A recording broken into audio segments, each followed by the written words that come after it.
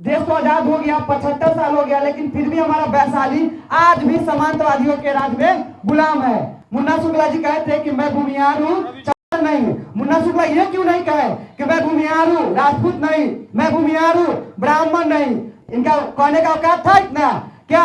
अगर कोई कहता कि मैं भूमिहार नहीं तो आपको घर में से घिस के निकाल लिया जाता। क्या मुन्ना शुक्ला को कोई विरोध किया? उनके गेट पे बोला कि मैं भूमिहार हूँ, मैं नहीं, तो लालू यादव जी भी उनका कुछ नहीं बिगाड़ पा। तो हम लोग लालू जी के भरोसे अब नहीं रहेंगे। हम लोग अपनी लड़ाई अपनी ताकत से लड़ेंगे और इस बार बहुजन सांसद बनाएंगे। अब सभी दलित को एक होना होगा, सभी SC ST OBC को एक होना होगा, क्योंकि विचारधारा से बड़ा कुछ नहीं होता है। पार्टी छोटा बात है विचारधारा के सामने, याद रखिएगा। बिना देवी यहाँ पे जाति द्वार सिर्फ बनाते हैं। जाति द्वार से हम लोगों को कुछ फायदा नहीं पहुंचने वाला है। हमें तो शिक्षा चाहिए, हमें रोजगार चाहिए, हमें अस्पताल चाहिए। साथियों, जैसा कि आप तो मैं बता दूं, मैं RJD का युवा प्रखंड अध्यक्ष रहा हूं और मैं इसलिए बोलने आया हूं कि आज 2% वाले चैलेंज करके कह रहे हैं कि हमें वैशाली जीत लेंगे। 2%, 2.5% जिसकी संख्या हो, वो कहते हैं कि मेरा एक समाज है, हम जीत लेंगे अकेले। तो हम लोग 5.5% पासवान, 6.5%, 5.5% 4% कुर्मी, बाकी और सब मतलब यहाँ बेवकूफ है बैठा है क्या? हम लोग परपोषी कुत्ता बने हुए हैं क्या? परपोषी थोड़े है किसी का धन। हम लोग 5% वाले, कुछ 2% वाला कहता है कि हम जीत लेंगे, हमारा दम पे जीतेगा। वो गालियों देता है। कभी कहा है कि हम लोग चमार के दम पे जीतेंगे? कहा है कि हमारा पसमान हमारा साथ है, हम अपना पसमान के दम पे जीत जाएंगे? दोनों में से किसी एक का नाम बताइए। दोनों कैंडिडेट कभी कहा कि हमारा साथ हमारा पूरा पसमान समाज है, हम जीत के दिखा लेंगे, पसमान के दम पे जीतेंगे? नहीं कहा है। मुन्ना शुक्ला ने कहा है, RJD ने कहा है कि हम चमार के दम पे जीत के दिखा लेंगे, दलित के दम पे जीत के दिखा देंगे। जिसकी 2% है वो इतना हवा में उड़ रहा है, हम लोग 90% है।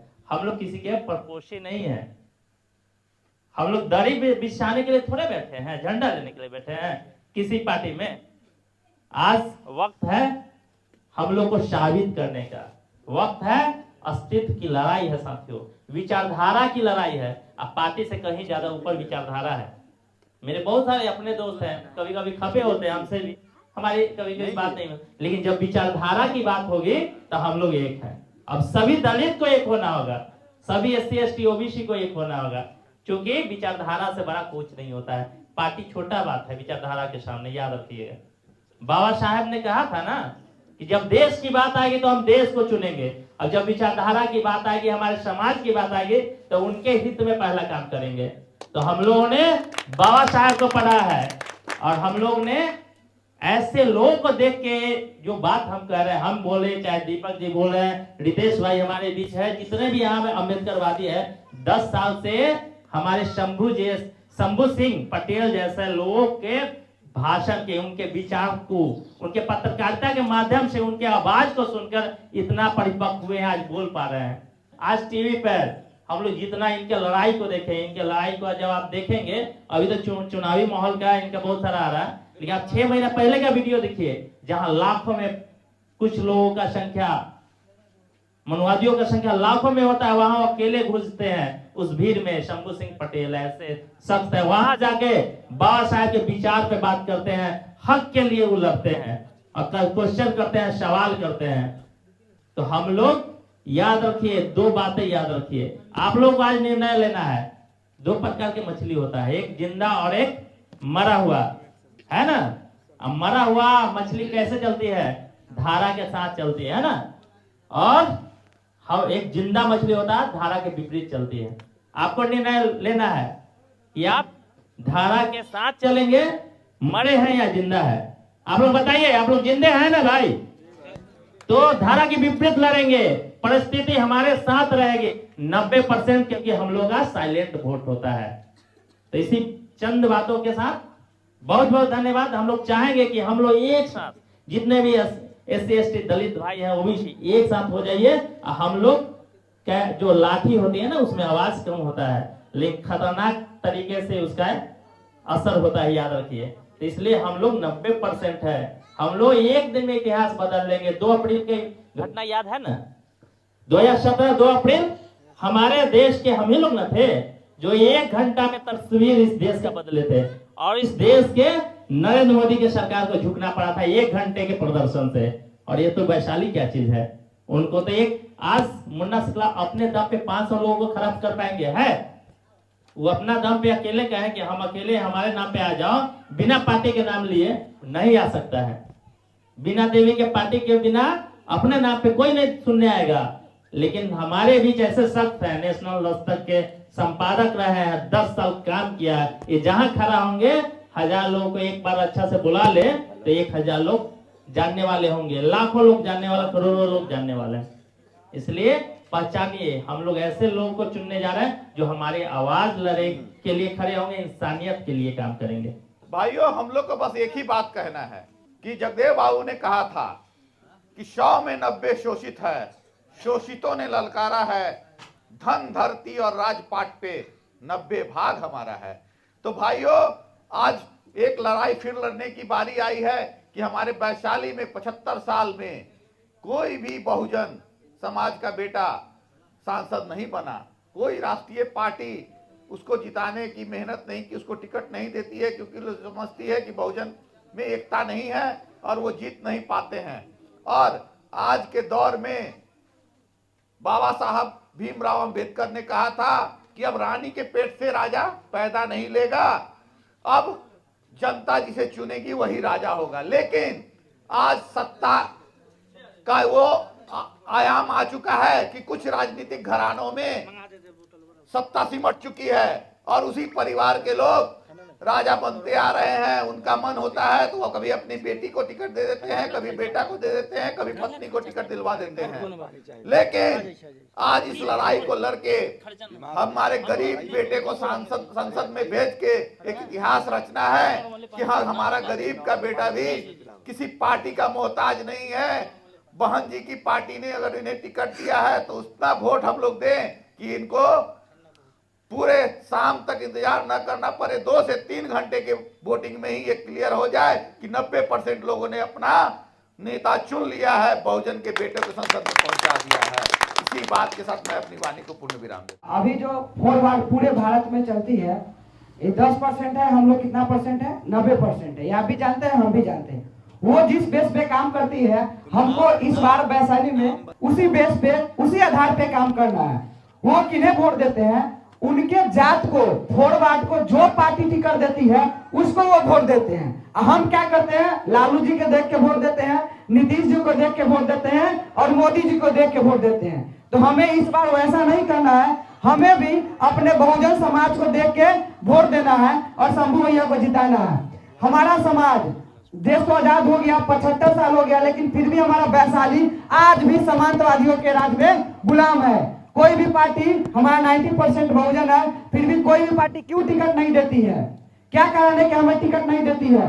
हमें क्यों पिछाड़ा जाता है? हम दौड़ी बिछाने के लिए थोड़ी आए हैं। अगर कंटिन्यू ऐसे ही हम लगातार दौड़ी बिछाते रहेंगे तो कोई पार्टी हमारा महत्व नहीं समझेगी, आएगी, पैसा छीटेगी और हमारा वोट लेके चले जाएगी। आपके हर एक समाज में किसी भी कास्ट से हो, एक ठेकेदार बना दिया जाता है वोट के टाइम।